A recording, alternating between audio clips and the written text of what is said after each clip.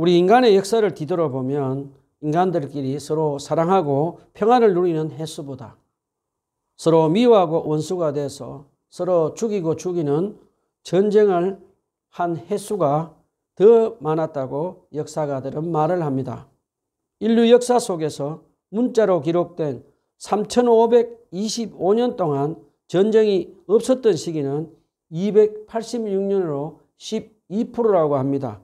나머지 3239년 동안 92%는 늘 전쟁을 치르며 사람을 죽이며 살았다고 합니다. 인류의 역사는 늘 전쟁을 하며 서로 죽이고 전쟁을 하다가 잠시 동안 평화의 시기를 보낸 것을 알 수가 있습니다. 우리는 가깝게는 독일과 일본이 2차 대전을 일으켜서 많은 유럽의 사람들과 아시아 사람들의 고귀한 생명을 죽이는 안타까운 일을 일어나기도 했습니다. 그리고 우리나라도 북한의 악한 사탄의 자식인 김일성이 6.25 주일날 전쟁을 일으켜서 고귀한 생명들이 죽어갔고 지금도 우리는 그 전쟁의 심각한 후유증을 앓고 있는데 북한의 김정은은 핵개발을 해서 다시 전쟁을 일으키겠다고 우리를 위협하고 있습니다. 그리고 지금도 우리는 우크라이나와 러시아, 이스라엘과 팔레스타인 하마스 간의 전쟁으로 인해서 많은 무고한 사람들이 죽어가고 있습니다. 그런가 하면 우리가 사는 이 세상은 국가 간에만 전쟁이 있는 것이 아니고 개인적으로도 서로 미워하고 원수가 되어서 살아가고 있습니다. 고3 학생들은 지나친 입시 경쟁으로 입시 전쟁을 치르고 있고 젊은 청년들은 취업의 전쟁을 치르고 있고 각 가정에는 이혼율이 급등하며 이혼 전쟁을 치르고 살아가고 있습니다. 지금 우리가 살아가는 현실을 보면 사람들은 서로 미워하고 원수가 되어서 사람을 죽이는 참혹한 전쟁을 일삼고 있고 개인적으로는 서로 미워하고 원수가 되어서 원수 맺고 살아가고 있는 것을 우리는 알 수가 있습니다. 예수님은 이런 험한 세상을 살아가는 우리에게 평안을 이루는 자가 되어서 하나님의 자녀가 되라고 말씀을 하십니다. 예수님이 가르쳐 주시는 평화에 대해서 한번 알아봅시다. 자, 오늘은 마태복음 5장 9절 다 같이 한 목소리로 마태복음 5장 9절 말씀을 읽어봅시다. 마태복음 5장 9절 한 목소리로 다 같이 읽어봅시다. 시작. 평화를 이루는 사람은 복이 있다. 하나님이 그들을 자기의 자녀라고 부르실 것이다. 저번 주에는 산상수훈 육복인 마음이 깨끗한 자는 복이 있나니 그들이 하나님을 볼 것이다 라는 말씀을 배웠습니다. 오늘 산상수훈 7복인 평화를 이루는 자는 복이 있나니 그들은 하나님의 자녀라고 불릴 것이다라고 하신 이 말씀은 제6복과 연결이 되어 있습니다. 예수님은 산상수훈 제6복인 성령님의 도우심으로 자기 뜻과 욕심을 내려놓고 죄를 멀리하며 마음이 깨끗하게 되어서 한 마음으로 하나님을 사랑하고 하나님 뜻에 순종하고 하나님을 바라보는 자만이 평화를 이루며 살 수 있음을 우리에게 가르쳐 주십니다. 예수님은 우리에게 산상수훈의 6복 없이는 7복을 행할 수 없다는 것을 우리에게 가르쳐 주십니다. 자, 우리 오늘 본문 산상수훈 제7복인 평화를 이루는 자는 복이 있다라고 하신 말씀 중에 우리 평화에 대해서 잠깐 알아보도록 합시다. 한국어는 평화로 번역된 이 원문은 헬라어로 에이데네라고 하며 히브리어는 샬롬이라고 하고 영어로는 피스라고 합니다. 오늘 본문에 기록된 평화는 국가 간의 전쟁 없는 평화, 그리고 개인적인 안녕과 평화, 그리고 하나님과 인간 사이의 관계 회복으로 이루어진 평화를 가르쳐 줍니다.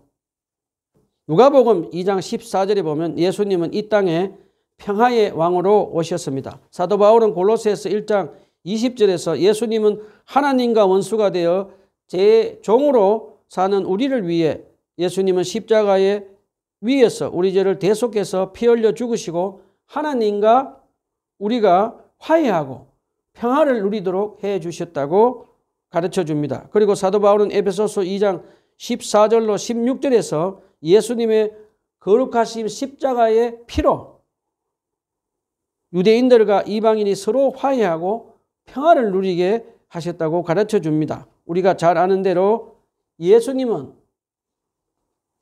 이 땅에 평화의 왕으로 오시고 평화를 실천하며 사신 것을 지금 제자들에게 가르쳐 주십니다. 그러면서 예수님은 제자들에게 평화를 이루는 자로 실천하며 살아라고 가르치십니다. 자, 지금 예수님이 평화를 이루는 자로 살라고 가르침을 듣고 있는 제자들은 지금 어떤 상황에 처해 있습니까?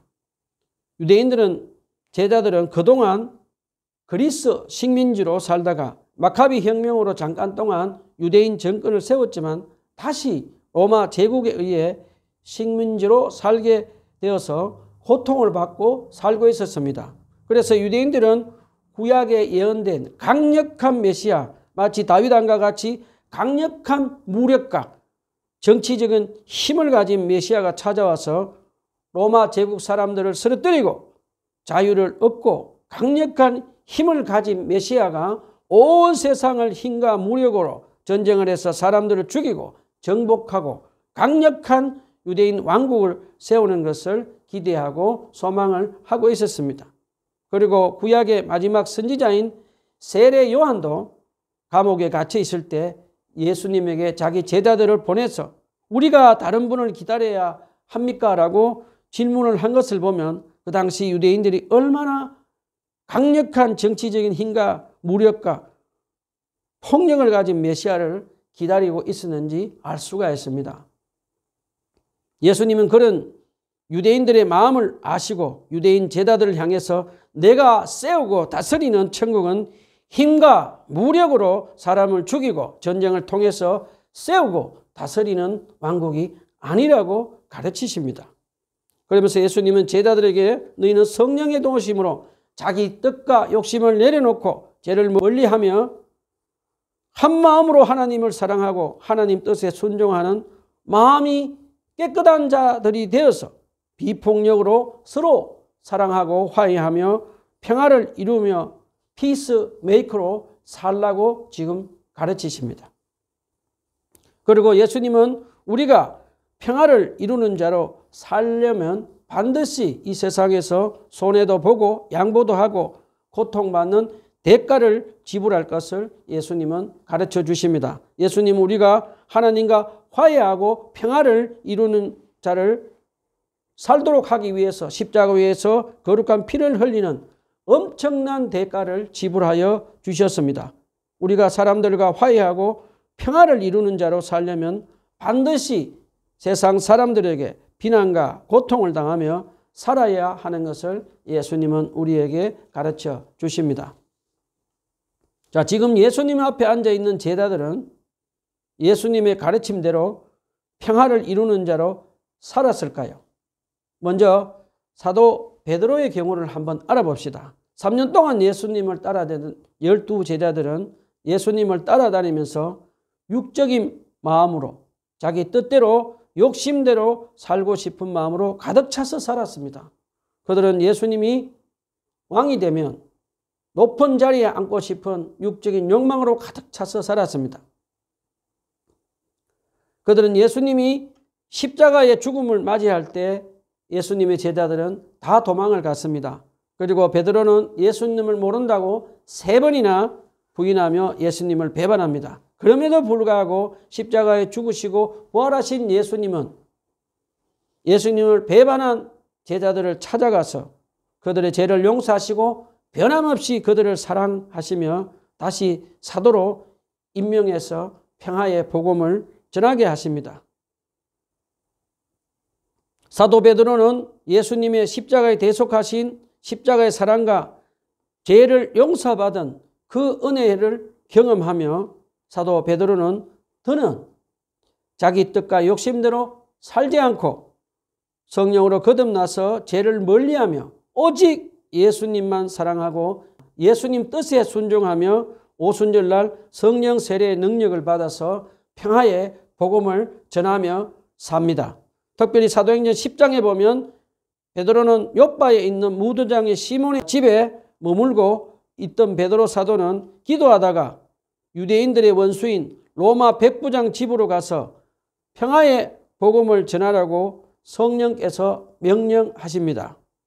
사실 그때까지만 해도 예수님의 제자들은 할례받지 않은 이방인들에게 평화의 복음을 전하지 않고 살았습니다. 만약에 베드로 사도가 이방인들에게 평화의 복음을 전하며 그들과 함께 음식을 먹었다는 소문이 들어가면 예루살렘 교회 안에 있는 바리새인 출신으로 그리스도인들이 된 사람들의 엄청난 핍박과 공격을 받게 됩니다.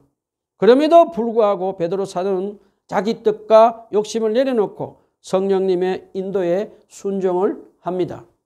베드로 사도는 그들의 원수 같은 이방인 로마 백부장 고넬료 집에 가서 평화의 복음을 전합니다. 그러자 성령께서 고넬료 집안에 임하셔서 고넬료와 그의 집안 사람들은 죄를 회개하고 예수 그리스도를 믿고 물세례와 성령 세례를 받고 구원받는 엄청난 기적이 일어납니다.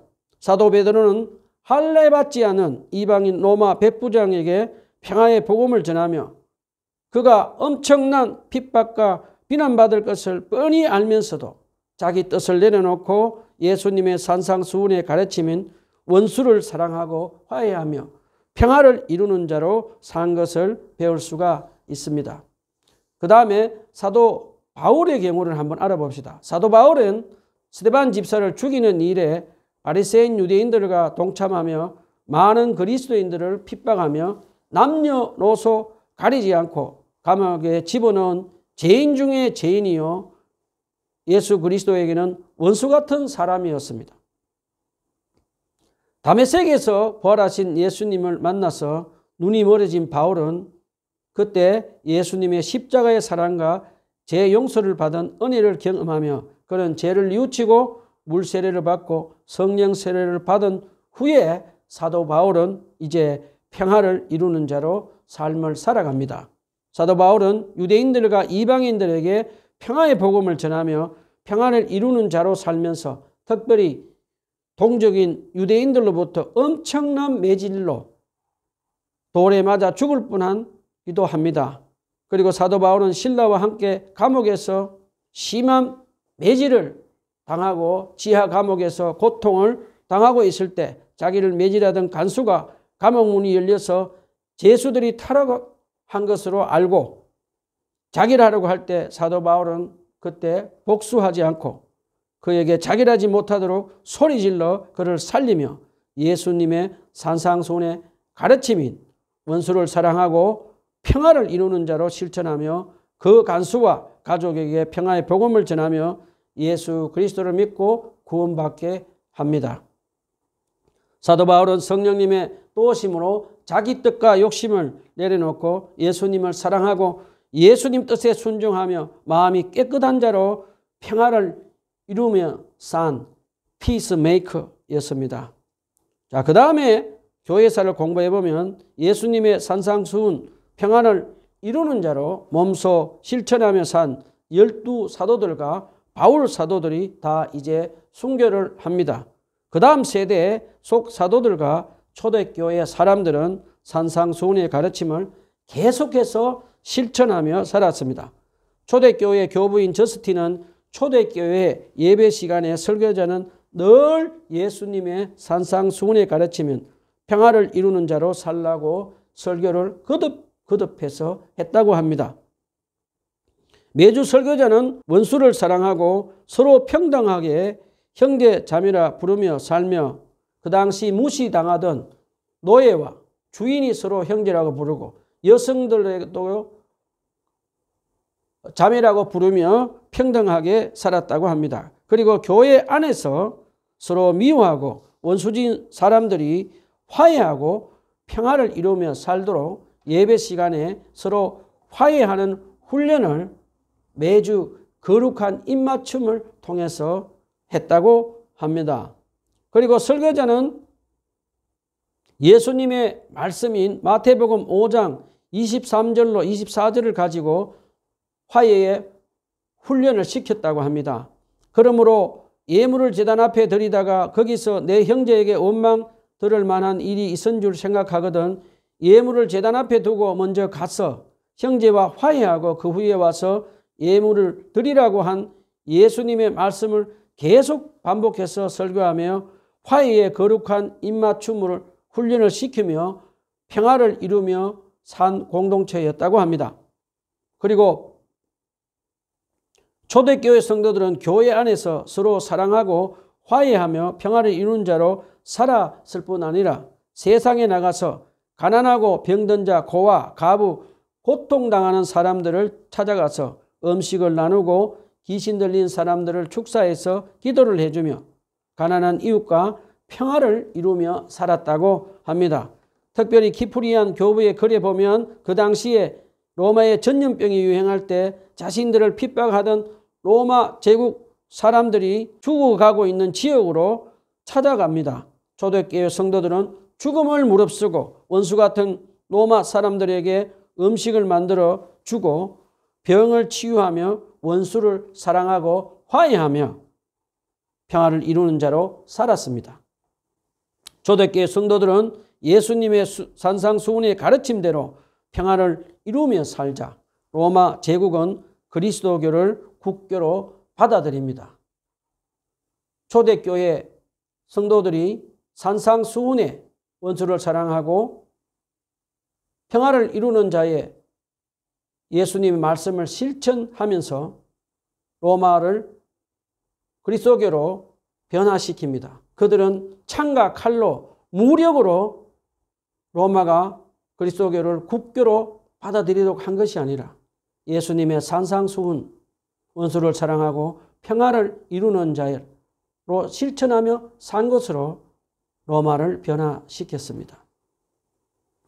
자, 교회사를 공부해 보면 핍박받고 고난받는 시기에는 교회가 예수님의 산상수훈 말씀인 원수를 사랑하고 평화를 이루는 자로 살아야 된다고 가르치고 몸소 실천하며 살았습니다. 그런데 안타깝게도 교회가 핍박이 사라지고 부유해지고 성직자들이 돈과 명예, 권력이 생겼을 때는 예수님의 산상수훈 가르침인 원수를 사랑하고 서로 화해하며 평화를 이루는 자로 살지 않았습니다. 그 대표적인 예로 중세시대 로마 가톨릭 교황이 타락해서 악한 사탄의 종이 되어 십자군 전쟁을 일으켜 죄 없는 유대인들과 중동 지방 사람들을 죽이고 땅을 빼앗고 노예로 삼아버린 끔찍한 만행을 저질릅니다. 우리는 그동안 예수님의 가르침을 몸소 실천한 12사도들과 초대교회와 그 후에 속사도 시대 사람들이 실천한 원수를 사랑하고 평화를 이루는 자로 살으라고 목숨 걸고 지킨 그 예수님의 산상수훈 가르침을 계속해서 이어나가며 살아야겠습니다. 자, 우리 여기서 잠깐 질문을 한번 해봅시다. 우리는 이 시대에 그러면 어떻게 예수 그리스도의 평화를 전하며 실천하며 살 수 있을까요?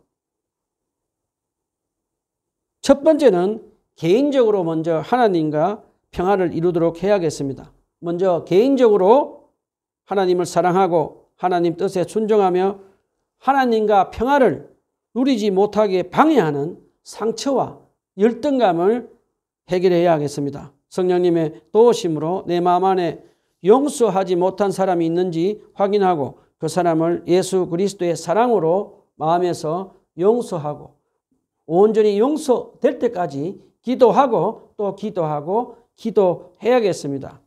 그 다음에 내 마음 안에 있는 열등감을 해결하도록 합시다. 나보다 많이 배운 사람 보면 배가 아프고 시기 질투가 생깁니까? 나보다 돈 많은 사람을 보면 배가 아프고 속이 상합니까? 사랑하는 형제 자매 여러분, 성령님의 도우심으로 나의 열등감이 치유되도록 기도하고 또 기도하고 또 기도합시다. 저와 여러분은 날마다 성경과 기도로 하나님과 친밀한 교제를 하며 성령 충만함을 받아서 나의 상처와 열등감을 치유받고 하나님을 사랑하고 하나님 뜻에 순종하며 하나님과 평화를 누리며 살아야겠습니다. 그 다음에 두 번째는 우리 가정에서 평화를 이루는 자로 살아가야 하겠습니다. 평화를 이루는 자로 살라고 하신 예수님의 말씀을 산상수훈 가르침을 가정에서 늘 자녀들에게 가르치고 부모들이 서로 화해하고 평화를 이루도록 하는 훈련을 해야겠습니다. 특별히 가정에서 우리가 늘 일상적으로 말하는 것을 조심하고 말을 해야겠습니다.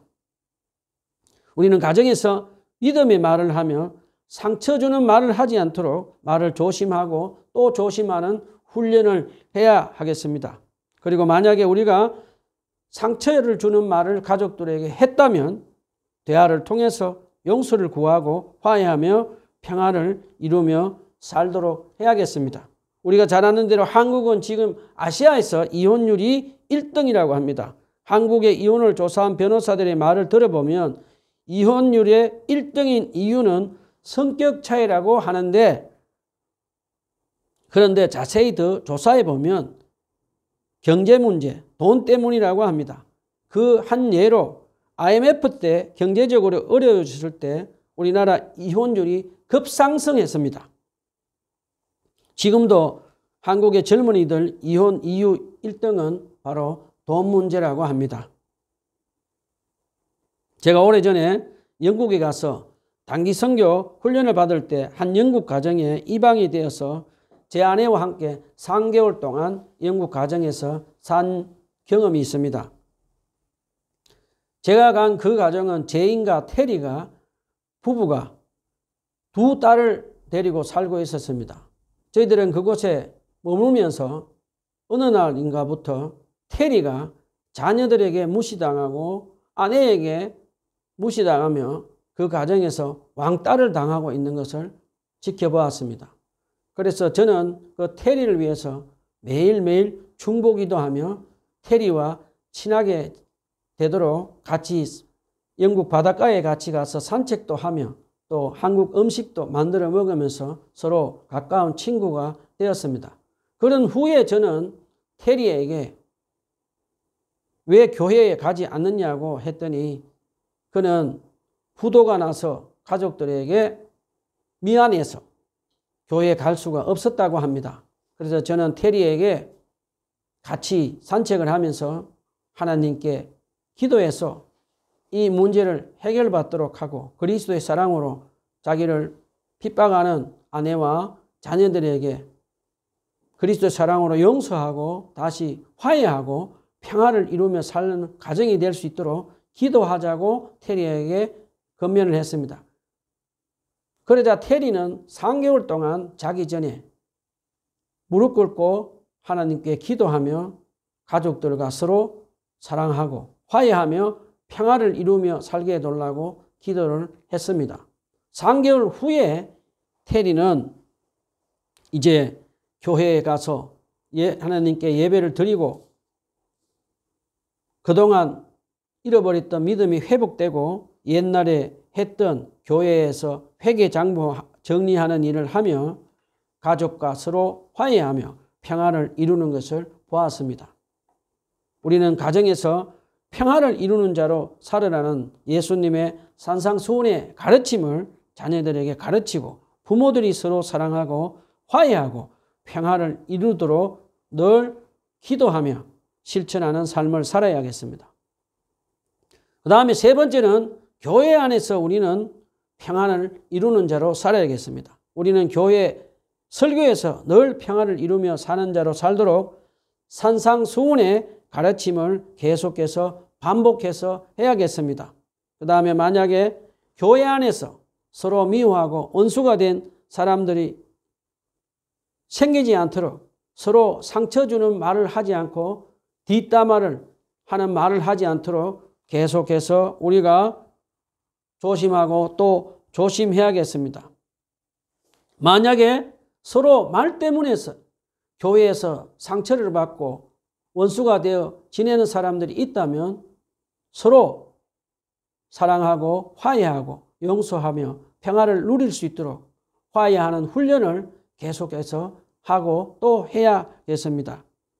안타깝게도 한국 교회 안에서 많은 문제가 생겨서 교회 안에서 갈등을 해결하지 않고 세상 법정으로 가져가서 세상 사람들로부터 많은 비난을 받고 있습니다. 악한 사탄은 교회가 서로 사랑하고 화해하고 평화를 누리지 못하도록 우리를 자꾸 갈라놓고 분열을 시킵니다. 그리고 서로 미워하고 원수 맺어서 분열이 되도록 뒤에서 계속해서 미워해라, 원수 맺어라 하고 우리를 뒤에서 조종하고 죄를 짓도록 유혹하고 있다는 것을 잊지 맙시다. 저와 여러분은 우리의 원수인 악한 사탄 마귀의 먹이가 되지 않도록 성령님의 도우심으로 내 뜻과 욕심을 내려놓고 우리 서로 그리스도의 사랑으로 서로 용서하고 화해하며 평안을 누리도록 기도하고 또 기도하고 기도해서 서로 화해하고 서로 하나가 되어서 그리스도의 평안을 전하는 한국 교회가 되었으면 좋겠습니다. 그리고 가난하고 병든 소외된 한국 사람들 앞으로 다가가서 그리스도의 사랑으로 우리는 물질을 나누며 섬기며 가난한 이웃들과 평화를 이루며 사는 한국 교회가 되었으면 좋겠습니다. 그리고 이제 마지막으로 세상에서 평화를 전하는 자로 삽시다. 저와 여러분이 세상에서 평화를 이루는 자로 살려면 우리는 세상 사람들을 바라보고 대할 때는 그리스도의 사랑으로 불쌍히 여기며 늘 손해보고 양보하고 고통당하며 살아야겠습니다. 한 예로 구약에 나오는 이삭을 한번 알아봅시다. 창세기 26장에 보면 이삭이 그랄 지방에서 우물을 파서 그가 가지고 있던 많은 짐승들과 그의 종들 70여 명의 사람들이 물을 마시며 기뻐했습니다. 우리가 잘 아는 대로 이스라엘 중동 지방에는 물은 생명과도 같은 존재입니다. 그런데 이삭이 물을 파서 기쁘게 마시고 있는데 그랄 지방 사람들이 찾아와서 자기들 우물이라고 하며 우물을 빼앗아가 버립니다. 그러자 평화를 이루는 자인 이삭은 아무 말 없이 그 우물을 그랄 사람들에게 양보하며 다른 곳으로 가서 우물을 파자 또 생명 같은 우물이 쏟아져 나옵니다. 그러자 이번에도 그랄 지방 사람들은 이삭이 부자가 되어서 많은 가축과 사람들을 거느린 것을 보고 시기 질투를 해서 이번에도 이삭의 우물을 빼앗아 버립니다. 그러자 이삭은 이번에도 그의 종과 사람들을 시켜서 그랄 사람들과 전쟁을 치르지 않고 생명과도 같은 우물을 양보하고 또 양보하며 다른 곳으로 가서 우물을 파자 또 우물물이 솟아나옵니다. 하나님은 그랄 사람들에게 원수 맺지 않고 평화를 이루는 자 이삭을 기억하시고 이삭에게 우물을 파는 곳마다 우물이 쏟아나게 해 주셨습니다. 자, 그래서 그것을 본 그랄 사람들은 이제 이삭에게 찾아와서 화해를 신청하며 그들은 이삭에게 이렇게 말합니다. 당신은 하나님과 함께하는 사람인 것을 우리가 보았습니다. 라고 말을 합니다. 이삭은 그랄 사람들에게 우물을 양보하고 또 양보하고 양보하며 드디어 그랄 사람들을 감동시키며 화해를 하고 평화를 이루며 하나님이 함께한 하나님의 아들임을 알게 했습니다. 천국 가신 제 부친의 이야기입니다. 저희 부친은 가난한 농부로 문맹자로 글자를 읽을 수도 없고 쓸 수도 없는 분이었습니다. 제 부친은 시골 교회에서 집사로 살고 계셨습니다.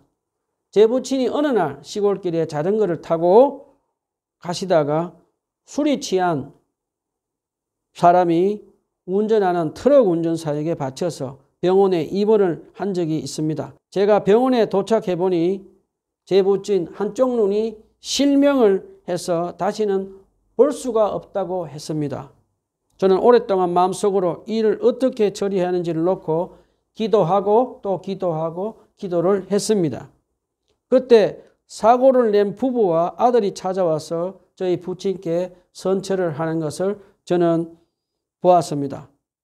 교통사고를 낸 분은 공장을 운영하다가 부도가 나서 공장 문을 닫게 되면서 경제적으로 어려움이 생기자 그분은 술을 마시고 운전을 하다가 저희 부친에게 교통사고를 내게 되었다고 하면서 세 사람이 진심으로 저희 부친에게 용서를 구하고 또 구하는 것을 보았습니다. 제 주위에 있는 사람들은 그 사람을 감옥에 집어넣고 합의를 보라고 계속해서 저를 압박하기도 했습니다. 저는 며칠 동안 하나님께 기도하고 또 기도하고 기도를 했는데 성령께서 제 마음속에 교통사고를 낸 사람이 불쌍히 여겨지며 예수님의 가르침인 원수를 사랑하고 화해하며 평화를 이루는 자로 살라고 실천하라는 마음이 계속해서 제 마음 안에서 일어났습니다.